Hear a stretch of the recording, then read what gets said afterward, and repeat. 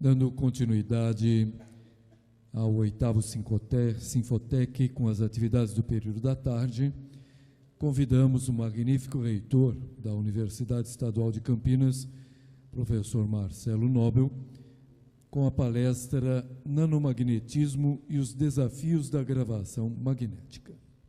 Obrigado.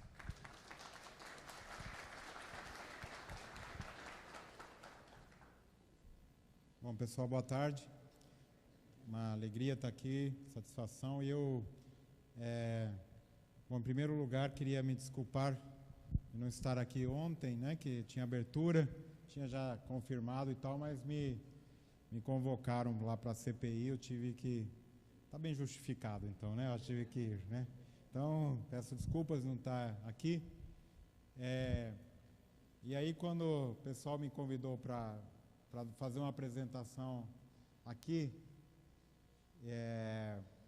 eu pensei, o que eu posso falar, né, que tem a ver alguma coisa com a área. Podia falar aqui da Unicamp, podíamos falar de uma série de outras coisas, mas resolvi inovar um pouquinho, né, até para aqueles que não são muito especificamente da área mais técnica. Eu espero poder contar aqui para vocês algumas curiosidades.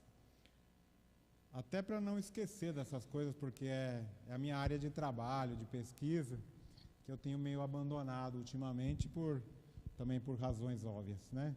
Então, eu vou tentar comentar um pouquinho, falar um pouquinho para vocês dessa área que eu, claro, sou suspeito para falar, que é bonita, interessante, bacana e tem muito mais a ver com a área de TI que vocês aqui hoje estão, digamos assim, representando, do que as pessoas eventualmente podem imaginar e que a gente às vezes nem percebe que está aí presente.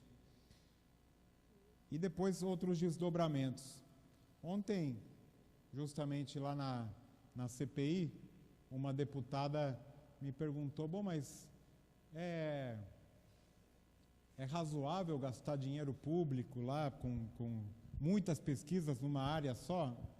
Falei, depende da área, depende se a área... Tem áreas tão complexas, tão difíceis, tão...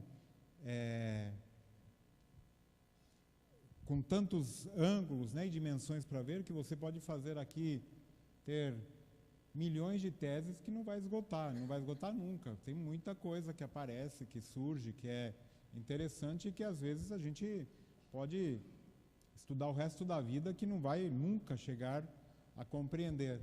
E mais do que isso, muitas vezes a gente estuda e faz coisas que não tem nem ideia de como isso vai progredir no futuro. Não tem nem ideia de como uma situação e uma coisa vai levar a outra. E eu vou tentar ir por esse caminho aí com vocês, contando um pouquinho da curiosidade. Eu prometo que eu vou pular a parte de física, tá bom? Então, não se assustem. Eu já vi que a audiência aqui está menor por causa disso, mas eu não vou retornar ao trauma de ninguém, né? Certo? Eu sempre gosto de... bom, aqui eu vou pular. Só que um pouco da motivação. Isso aqui é um quadrinho, para os mais antigos já ouviram falar, pelo menos, né, do Dick Tracy, que era um antigo detetive que dizia o seguinte, a nação... Deixa eu achar aqui o... começou a piscar esse negócio, mas tudo bem. Saí. Deixa eu achar aqui.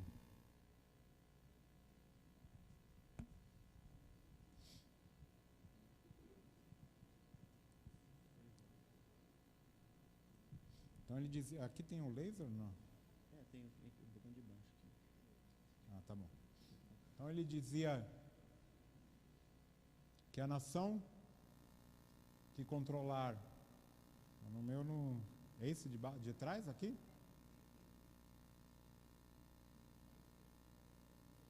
Está muito... Bom, tudo bem. A nação que controlar o magnetismo vai controlar o universo. Eu achei interessante essa frase porque depois ela foi aparecendo, né, em vários lugares aqui. Não sei, esse aqui alguns conhecem mais, né, o Pink e o cérebro, já ouviram falar, né? E depois o mais conhecido de todos aqui, esse tenho certeza que todo mundo já ouviu falar, o vilão do X-Men, né, que com o controle do magnetismo ele é o vilão mais poderoso. Na verdade, eu gosto de brincar com o mundo dos quadrinhos, mas a realidade é que a gente não percebe e não se dá conta que realmente essa frase é verdadeira, né?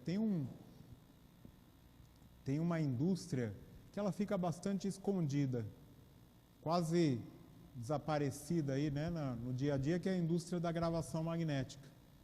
Mesmo quem não trabalha com tecnologia de informação, quem não trabalha com computadores, nada, depende absolutamente de dados. Sejam ele no banco, no imposto de renda, no governo, em qualquer momento, em qualquer lugar, em qualquer situação. E, pelo menos até hoje, os dados estão armazenados, a grande maioria dos dados estão armazenados em discos rígidos que, por outro lado, são magnéticos. Então eu vou tentar mostrar para vocês como funciona um pouco essa tecnologia e eu vou só focar numa parte, porque se a gente não dá o valor suficiente para essa maravilha da engenharia que temos aqui. Porque todos sabem que a gente consegue hoje em dia trabalhar no notebook, sei lá, dentro de um carro, dentro de um avião, o notebook se mexendo sem problema nenhum e funciona, né? Nós podemos virar ele de cabeça para baixo que continua funcionando e tem toda uma parte de mecânica desse negócio aqui que é impressionante.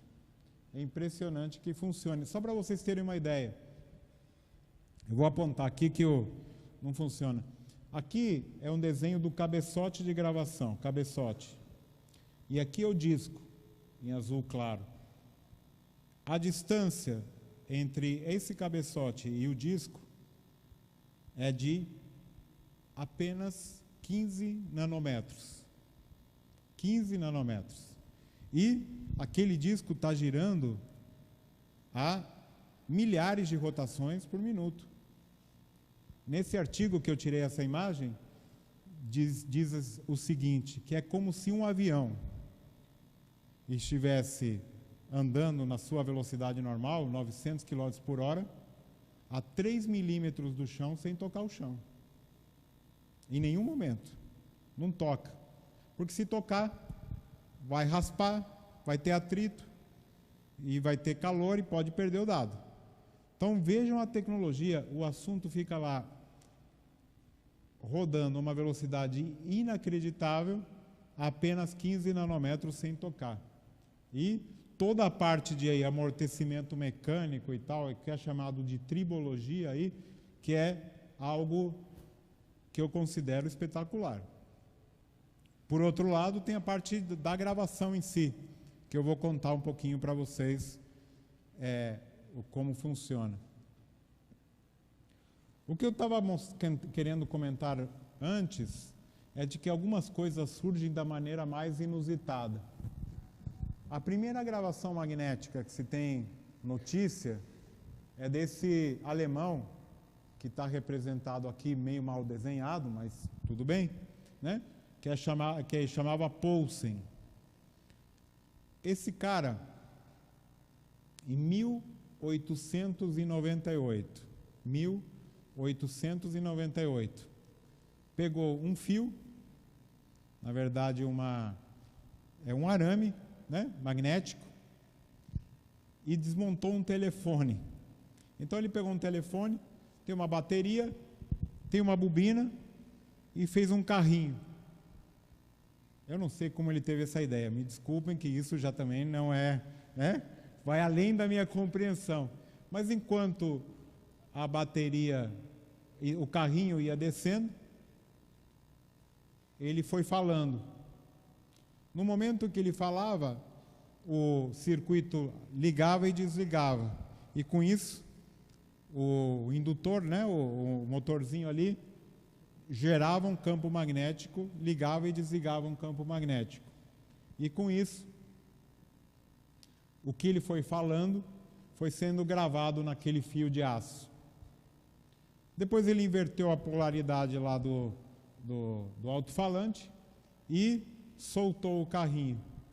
O microfone virou alto-falante e a gravação dali de, acho que 1,5 segundo, coisa assim, que ele fez, foi ouvida. Foi a primeira gravação magnética da história. Por isso que eu não sei como ele teve a ideia, mas ele teve a ideia. E esse mesmo princípio, esse exato, idêntico princípio, foi utilizado depois para criar a fita, né, de gravação magnética, que os mais antigos, talvez o Queiroz lembre, né, que existiam fitas, é isso, Queiroz? Então, antigamente, para os mais jovens aqui também é um assunto mais de museu, né? Antigamente, tínhamos fitas, né? E a fita funcionava da seguinte maneira: você pega um substrato, que é uma fita de plástico, coloca um meio, né, que é magnético, e você tem aqui o cabeçote de gravação. O que é o cabeçote de gravação? Nada mais, nada menos do que uma bobina, né? Nesse caso pode ser sólida, então que tem polo sul e polo norte. Está aqui agora, polo sul e polo norte, que um eletroímã, né, na realidade. Se você joga a corrente para um lado, o sul vai para um lado e o norte para o outro. Se você joga a corrente para o outro, o norte e o sul invertem, né? Essa é a base, né, de gerar o campo magnético por meio de um campo elétrico, uma corrente, e com isso você fazia esse meio andar, uma fitinha andando, e você gravava sul, norte, norte, sul. Um é 0, o outro é 1. Por convenção, um é 0, o outro é 1. 0, 1, 0, 1. Essa parte vocês já ouviram falar, certo? Né? Zeros e uns são a base aí da gravação. E com isso, o mesmo princípio acontecia revertido. No momento que tinha algo gravado aqui, se você põe o eletroímã, ao passar um campo magnético aqui, por um circuito em movimento, alguém lembra de um negócio chamado lei de indução de Faraday, né? Ao ter um campo magnético por uma bobina em movimento, isso gera uma corrente, e essa corrente é sentida, e você sabe se é 0 ou se é 1, e é isso que a gente tem como gravação magnética. Está claro? Certo? Aí alguém teve a ideia. Bom, a fita é lenta, é devagar, quebra, etc., né? Vamos pôr isso num disco. Em vez de uma fita, vamos aproveitar, tentar colocar isso no disco, e a possibilidade então de ter uma rotação uniforme e você mudar aqui a posição do cabeçote de gravação. Então você ia formando o que são chamados os tracks, né, que são as trilhas, que estão ali desenhadas em vermelho. E essas trilhas são compostas, se a gente faz um zoom em cada uma dessas trilhas, nada mais, nada menos do que essas regiões magnetizadas para um sentido ou magnetizadas para outro sentido, que são zeros e uns. Só que neste caso, gravados aqui ao longo de um único, né, de uma trilha, de um único raio. E aí o cabeçote vai circulando de um lado para o outro aqui. Tá? Então, cada uma dessas regiões aqui, magnetizadas, são zeros e uns, né? 0, 1, 1, 0, etc. E aqui está a região, né, onde tem uma transição de fluxo, e isso que, na verdade, o cabeçote de gravação lê. Então, você tem aqui, do ponto de vista microscópico, né, você tem aí ligas específicas, né, cobalto platino, etc., que fazem, e com regiões de transição, para você poder fazer claramente os bits. Até aqui tudo bem? Certo? Bom, como vocês também sabem, a nossa necessidade no dia a dia fez com que a gente tivesse mais e mais necessidade de armazenamento. Cada vez nós temos programas maiores, fotos com maior resolução, agora temos filmes e temos isso e aquilo. Então, precisamos cada vez mais espaço, mais armazenamento, mais informação armazenada. Então, você tem o disco aqui, o disco rígido, que inicialmente também os mais antigos lembrarão, que começou... Quanto que era o primeiro, Sandro? Aquele discão, né? 8 polegadas, né? Que cabia talvez quase nada, né? Depois, quando eu comecei a usar, era 5 1/4, né? Era um disco... Aqui deve ter vários daquela época também, né? Não vou citar nomes, né? 5 1/4, que cabia 360 KB. Era isso? 360 KB. Hoje não tem... Você não faz nada com essa quantidade de informação. E depois, a grande evolução, aqueles disquinhos de 3,5, é isso? Que já cabia 1 mega, 1.4 mega, né? Que era algo espetacular, e aí acabou, né? Depois não teve mais. E como foi sendo feita essa evolução? O que aconteceu? Como que a gente foi do discão para o disquinho? Simplesmente o truque mais simples que qualquer um pode imaginar, que é diminuir o tamanho do bit. Só isso. Quero minimizar, eu vou fazer o quê? Vou diminuir e fazer cada um desses bits aqui caber numa região menor, e menor, e menor. É isso. Esse foi o segredo da indústria da gravação magnética por muitos e muitos anos. Isso foi o que foi acontecendo. Esse gráfico eu considero também incrível. Em 1990, esse era o tamanho do bit. Isso aqui é comercial, tá? IBM. O tamanho do bit, que podemos dizer que era um bitão, né? Era, tipicamente, em 1990, 0,6 micrômetros, 0,6 microns de espessura ou de largura, podemos dizer, pelo comprimento de 12 micrômetros. 12 micrômetros. Só para a gente lembrar aqui, para a gente ter uma ideia do que eu estou falando. Quanto que é o diâmetro de um fio de cabelo? Alguém lembra? Um chute, vai. Um fio de cabelo, diâmetro. Está todo mundo meio, né? É a tarde, está meio dormindo. Um fio de cabelo, gente, um chute, eu posso... Podem errar, não tem problema. Aqui não vale nota. Hã? 10. 120, 130. Claro, depende do tipo de cabelo, do fio, etc. Tipicamente 100, vamos dizer 100 micrômetros. O diâmetro de um fio de cabelo.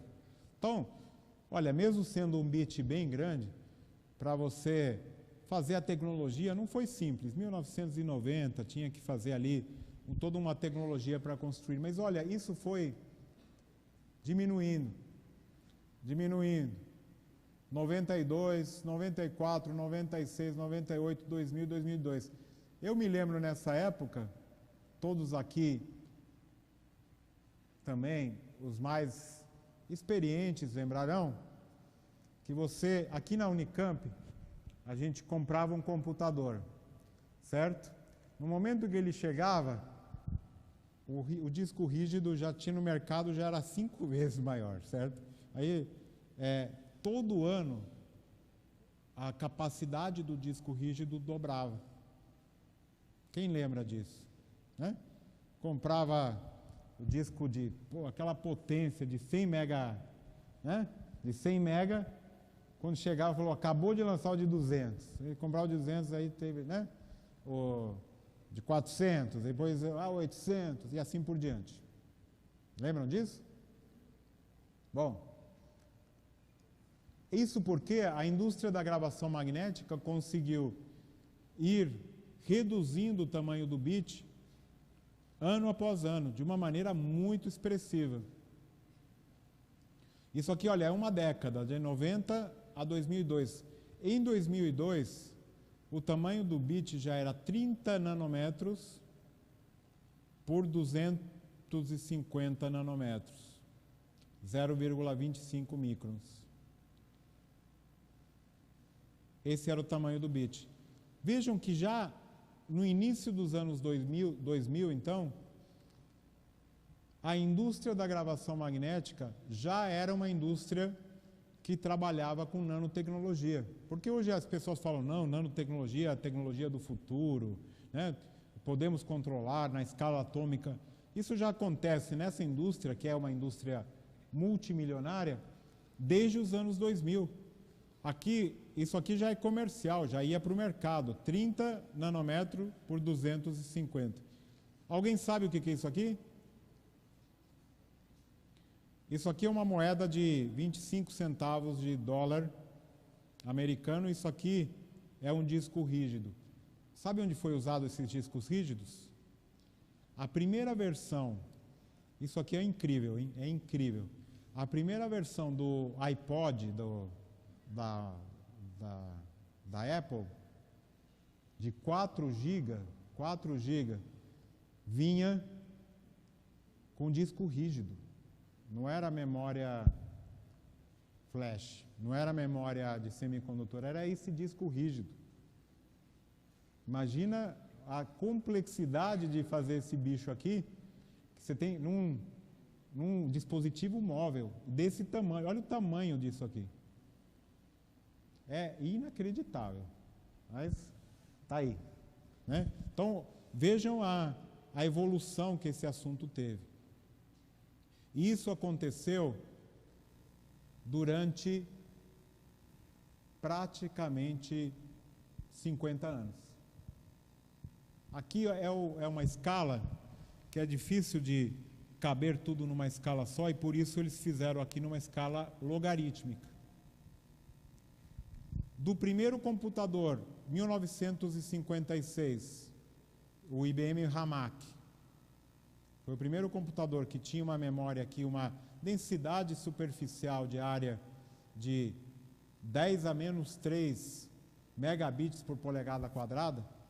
Ou seja, pega uma polegada quadrada, cabiam, uma polegada, para quem não lembra, também é 2,5 centímetros mais ou menos. Uma polegada quadrada cabiam milésimos de megabits, que significa alguns bits. Numa polegada quadrada, isso aumentou em pouco mais de 50 anos 90 milhões de vezes. 90 milhões de vezes.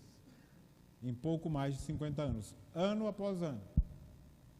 E a escala aqui é logarítmica, quer dizer o quê? Que de um ano para o outro seguinte, você duplicava, triplicava às vezes a capacidade. Aqui tem umas inflexões, você vê aqui, ó, nessa região, quando mudou a tecnologia de leitura. Só de mudar a tecnologia de leitura, você conseguiu miniaturizar ainda mais e aumentar a densidade. E aqui, o negócio começou a ficar meio complicado, eu vou comentar depois. Ficou meio difícil de evoluir. E o custo também, eu não sei aqui como eles calcularam, mas aqui é o custo da memória flash, em vermelho. Está desatualizado, tá? Eu não achei esse gráfico atualizado. E essa aqui é o custo da memória magnética. E em amarelo, o custo do papel. Aí eu não sei como eles calcularam o custo do papel, mas em princípio, dois tipos de tecnologia estão aí já bem baratas e competitivas. Geralmente, o pessoal de informática, né, da área de tecnologia de informação, conhece muito a lei de Moore, né? A lei de Moore, que o pessoal diz que é devido ao Gordon Moore, que ele disse em 1965, 4 anos depois que o primeiro circuito integrado foi descoberto, ele previu um crescimento exponencial no número de transistores por circuito integrado. E foi o que acabou acontecendo. Ó, aqui, 1970, até o Pentium 4, que é o que eu tenho, foi acontecendo isso. A capacidade dobraria, a capacidade dos transistores dobraria a cada 2 anos. Na verdade, a versão atual é a cada 18 meses, mas a indústria da gravação magnética nunca seguiu isso. Na indústria da gravação magnética, a velocidade foi ainda maior. A capacidade de gravação dobrou a cada ano durante 50 anos. É realmente algo bem impressionante. Então, essa que é a tendência que aconteceu e foi a realidade durante muito, muito tempo. O problema principal é que todos aqui também já perceberam que em um dado momento esse assunto acabou ou está praticamente acabando. Chegamos tipicamente a discos rígidos de quanto? Tera? 1 tera, 2 teras, não é isso? 8. Pode ser 8, né? Um disco um pouco maior, ou com alguma tecnologia específica que eu vou comentar. Mas parou aquela tendência. Você não vê um disco de 8 tera hoje e amanhã de 16. Não tem mais. Não existe. Chegamos no limite. E esse limite é por um motivo muito simples, porque a física existe. Nós chegamos num limite físico do assunto, que é é a minha área de trabalho, né? Que é o limite chamado superparamagnético, que é o limite que a gente não consegue mais avançar na tecnologia que foi criada lá atrás pelo Poulsen, né, de gravação magnética convencional.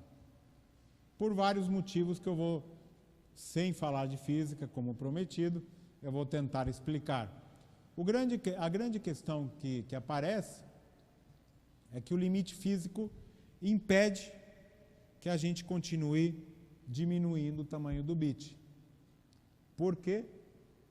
Bom, aqui eu vou, só para mostrar aqueles discos rígidos novamente, por um motivo muito peculiar, que é o chamado, como eu disse, efeito superparamagnético. Eu vou tentar explicar da seguinte maneira. Cada bit de informação, que é aquela área pequenininha que a gente armazena essa informação, você pode magnetizar num dado sentido, vamos dizer aqui como está feito na figurinha, horizontal. O vetor momento magnético, a magnetização, pode estar apontando em um sentido, que para vocês seria para a direita, ou apontando no outro, que para vocês seria aqui à esquerda. Vamos dizer que a esquerda seja 0, a direita 1. Eu guardo essa informação, vamos dizer 1. E eu espero que esse bit que eu gravei fique ali para sempre, de acordo? Se ele sair daqui, ele perdeu a informação. E essa informação está perdida. Quando o bit é muito pequeno, muito pequenininho, o volume, eu vou ter que falar uma coisinha de física só, vai? Não vou resistir. A gente pode representar isso como um potencial aqui, né? De energia duplo. Um voltado para uma direção, para um sentido, o outro para o outro. E aqui temos dois mínimos, né? A magnetização fica estável para um lado, que seria um desses poços dessa montanha, ou estável para o outro, que seria o outro poço da montanha. E para ir de um lado até o outro, você tem uma barreira de energia, que é dada por uma constante, que depende do material, etc., uma série de características do material, e multiplicado pelo volume do bit. Quanto menor o volume, percebam que essa barreira cai. A barreira diminui, porque o volume vai ficando pequenininho. Então, em um dado momento, a energia térmica que a gente tem, simplesmente por a gente vive numa temperatura ambiente, a energia térmica é suficiente para ir dando uns chutinhos, né, na magnetização. Então ela fica tentando pular. Em um dado momento, essa energia térmica é da mesma ordem de magnitude da barreira e pá, o assunto vira. Vira para um lado, vira para o outro, vira para um lado, vira para o outro. E para nós, isso não serve para nada, não guarda mais a informação. Então, esse bit, ou essa região magnética, é dita superparamagnética. E por isso, ela fica girando de um lado para o outro e não serve mais como gravação magnética. Tudo bem? Deu para entender, mais ou menos? Bom, por que acontece isso? Porque o tamanho é muito pequeno. Olha que interessante. Sei lá, eu acho interessante, né? Tem um fator aqui de multiplicação, que é chamado de anisotropia. Você pode mudar o material e tentar fazer com que esse constante seja forte, alta, grande. Por exemplo, usando um material que é um ímã permanente. Você consegue fazer esse negócio aumentar imensamente a barreira, simplesmente porque você está usando um material melhor. Engenharia de materiais. Qual que é o problema aí? É que você grava, mas você precisa desgravar também. Certo? Precisa gravar em cima. Senão você vai ter uma informação que você não consegue nunca desgravar. Que é tão inútil como uma que não grava nada. Certo? Então, o material tem que ser não suficientemente fraco para ficar rodando, nem forte o suficiente para ficar fixo, parado numa dada posição. E assim vai. Tem muita gente, eu vou pular, prometi que eu pularei, tá bom? A parte de... Mas é mais ou menos isso que acontece, tá?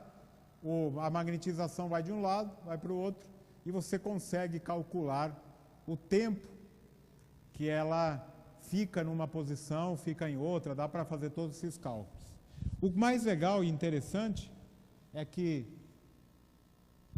na escala nanométrica, como, eu não vou entrar nas equações, mas como é exponencial, o que é incrível é que um material que é, por exemplo, cobalto. Se você tem um cobalto, uma partícula de cobalto de 9 nanômetros, ela é estável. O tempo que demoraria, você pode calcular tipicamente para uma magnetização espontaneamente pular de um lado para o outro, dada a ordem de 300 anos. Razoável? Né? Razoável. Para nós que vamos viver menos que isso, tá bom. 300 anos, uma partícula de 9 nanômetros. Se essa partícula se diminui para 7 nanômetros, ou seja, quase nada, o tempo de virada é 30 milissegundos. Pum, pum, pum. A cada 30 milissegundos ele pula. Ou seja, lá na escala nanométrica, a estabilidade é muito, muito dependente do tamanho. Uma variação minúscula no tamanho provoca mudanças drásticas. Então, isso tudo dá para calcular. O que eu acho mais interessante dessa história é que toda essa teoria aqui foi descoberta por um francês chamado Louis Néel. E o Louis Néel, na verdade, não tinha o mínimo interesse com nanomagnetismo, nem gravação magnética, nem nada. Ele fez essa teoria em 1950. Sabem para quê? Alguém tem ideia por que ele começou a pensar nisso? Ele estava interessado em por que o polo magnético da Terra invertia a cada não sei quantos milhares de anos. Vocês sabem disso, né? O polo sul e o polo norte, eles ficam mudando a cada não sei quantos milhares e milhares de anos, eles invertem. O sul vira norte, o norte vira sul. E ele pegou a Terra, na verdade a partículazinha dele era a Terra, e ele calculou quanto o momento magnético da Terra demoraria para virar. E olha só, que eu falei no início da apresentação, uma coisa que não tem nada a ver com o assunto, foi muitos anos depois fundamental para entender o nanomagnetismo, a gravação magnética, materiais nanoscópicos e assim por diante. Você vê que às vezes as pessoas estudam um assunto e vai servir para outra, né? Alguém na época pode ter perguntado para o Néel, para que você estuda essa bobagem aí? Que quer saber? Né? Esse negócio tão ciência básica, não serve para nada. Né? E no fim, hoje ele é a base de toda a gravação magnética que existe. Bom, eu vou pular a parte de física aqui para não cansar vocês demais. Como que o pessoal, então, tem feito ideias aqui? Uma que eu comentei anteriormente, que eu acho essa a mais maluca de todas, mas existe comercialmente. A Hitachi, que vocês também conhecem, tem o sistema comercial, que é tentar fazer o seguinte: o que eles fizeram? Pegaram um material magneticamente muito duro, como um disco, um ímã, e fizeram o bit. Como eu mencionei, o bit ficava lá, magneticamente numa única direção, sentido. O que eles têm que fazer então? Eles aquecem localmente. Eles instalaram um laser no disco rígido. Esse laser tem um foco nanométrico e esse foco entra aqui no bit, aquece localmente para você poder gravar e desgravar. Para você, digamos assim, amolecer o ímã e com isso gravar e desgravar. Então vejam o nível de complexidade que os sistemas começam a ter para poder aumentar a nossa fome por mais espaço de gravação magnética. Outra tecnologia que já está no mercado há um certo tempo, que é a tecnologia utilizada aí para os discos de 8 tera, por exemplo, que é a chamada gravação perpendicular. Perpendicular recording, que é o princípio, é o mais básico, né? Nós todos estacionamos os carros assim, né? Vamos supor aqui cabe um carro, aqui cabe outro nessa mesa e aqui cabe outro. Como que eu faço para que caibam mais carros? Bom, eu vou estacionar eles assim, né? No perpendicular. Então aqui vai caber 2, aqui 2, aqui 2. Então em vez de 3, vão caber 6, certo? Foi isso que eles fizeram. Antes os bits eram deitadinhos, eles puseram os bits de pé. Está claro aqui no desenho? Aumentaram a capacidade só invertendo. E com isso, conseguiram aumentar significativamente a densidade de gravação. Qual é o problema aqui? Eles tiveram muitas dificuldades e tiveram que fazer uma engenharia fenomenal aqui na cabeçote de gravação, porque a relação sinal-ruído aqui é muito grande. Bom, e tem outras ideias que eu também não vou entrar em detalhe, ficando mais complexo aqui a parte da mídia e tal. Bom, o caminho natural e o caminho que tem sido explorado é chegar ao que é chamado Patterned Magnetic Media, que são meios magnéticos onde cada bit é uma partícula. Se você fizer a foto, o zoom, seria algo como isso aqui. Uma imagem real é isso aqui. Ilhas de níquel ou ilhas de cobalto, cada uma delas aqui com 20, 25 nanômetros. Com isso, você consegue gravações magnéticas impressionantes. Você consegue, tipicamente, 1 a 2 terabits por polegada quadrada. Por polegada quadrada. O único problema é que você não temos ainda a ferramenta para ler na escala nanométrica. Não, nós temos. Na verdade, isso aqui já é uma leitura. Ó, isso aqui é zeros e uns. O amarelo é 0 ou 1, ou vice-versa. São nanopontos lidos. Dá para ler essa informação. O único problema é que essa informação é lida com um cabeçote chamado MFM, microscopia de força magnética. Essa imagem deve ter demorado umas 2 horas, 3 horas para tirar. Não é razoável para nós que estamos acostumados a esperar 1 milissegundo, né? Esperar algumas horas para ter uma informação. Entretanto, a IBM investiu milhões e milhões e milhões num projeto que eles chamaram de Centopeia, Millipede, né, que eles chamaram em inglês, que eram milhares de cabeçotes de MFM para ler essa informação em paralelo. O que eles imaginaram? Que essa tecnologia poderia ser interessante e importante para guardar arquivos mortos, arquivos que você não lê todo dia e que você não precisa. Eventualmente, alguma vez que você precise, você pode perder algumas horas para recuperar. Então, eles investiram mesmo assim nessa tecnologia para tentar miniaturizar e tal.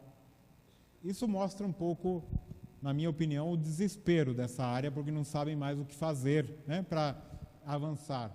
Porque a física aqui, ela está bastante limitada, está limitando. Então tem um pessoal investindo em nanofios, isso aqui ó, a gente faz um pouquinho também, nanofios magnéticos e tal, tentando ir por outros caminhos. O certo é que a tecnologia atual, deixa eu só mostrar aqui, a tecnologia atual que nós temos hoje, nos discos rígidos, está morrendo. Não tem mais para onde ir. Vocês viram aí e têm acompanhado a evolução também dos discos flash. Antigamente só tínhamos os pendrives, muita limitação. Agora, praticamente você não encontra um notebook que tenha um disco rígido. É muito difícil encontrar. Hoje em dia todos eles estão com memória flash, memória de semicondutor, que tem ficado cada vez mais barata e mais segura. Ela ainda tem muitas limitações. Todo mundo aqui posso apostar e quase ganhar, que todo mundo já perdeu aqui a informação de um não porque ele é pequenininho, né, de um flash drive, porque ele dá falha. Ele tem um número muito limitado de possibilidades de leitura e escrita. muito limitado, alguns milhões de vezes. Mas é limitado. Em algum momento dá pau. A indústria de computador aposta que hoje em dia o tempo de vida dos equipamentos é menor do que o tempo de vida dos discos rígidos, dos discos de memória. E por isso não se preocupam muito. Está tudo muito conectado na nuvem. Então, hoje você tem ali o teu computador, manda a informação lá para algum servidor. Este sim, ainda magnético, que é ainda o mais seguro e confiável. Em algum lugar na nuvem, essa história está guardada. E ela está, com certeza, guardada num disco magnético.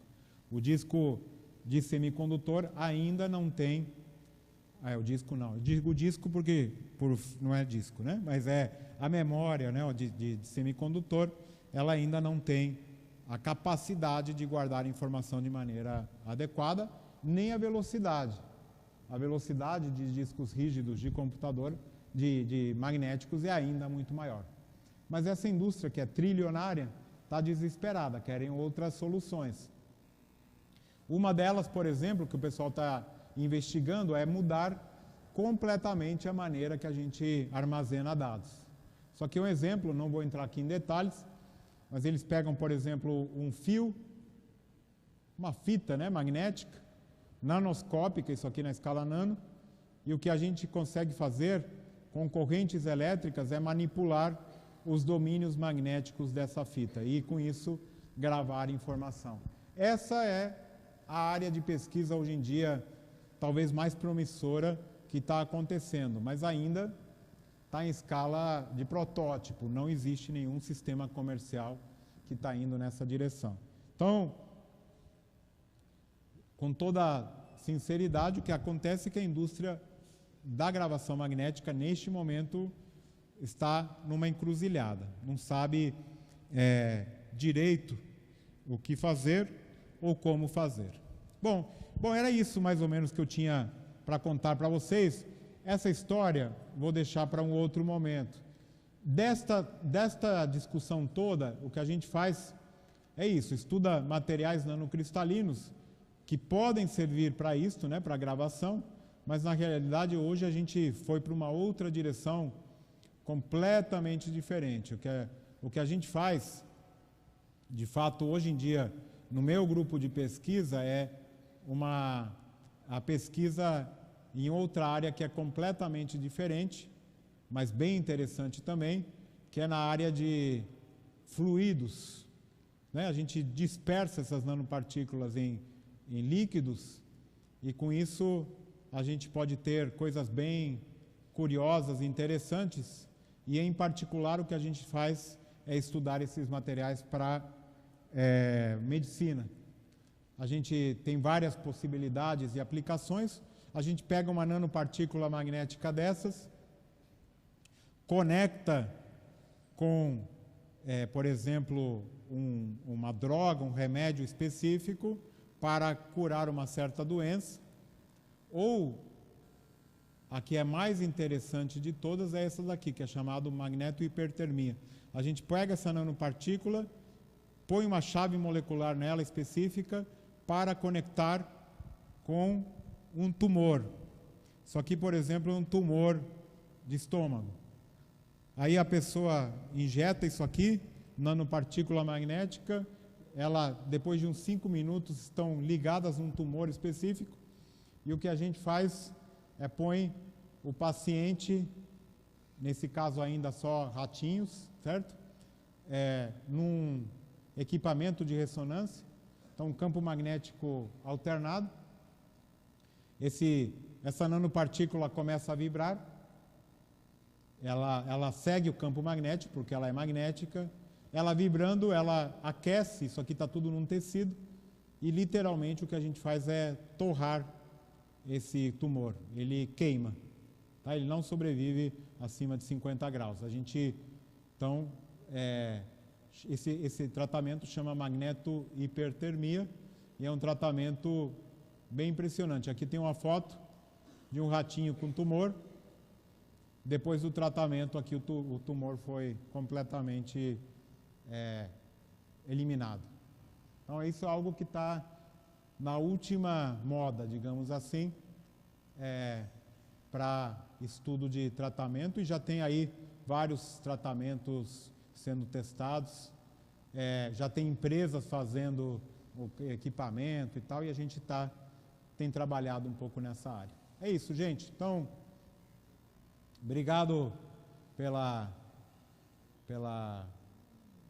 atenção. Espero que tenha sido ilustrativo, né? E um monte de curiosidades que tenham sido novidades para vocês. Obrigado, gente.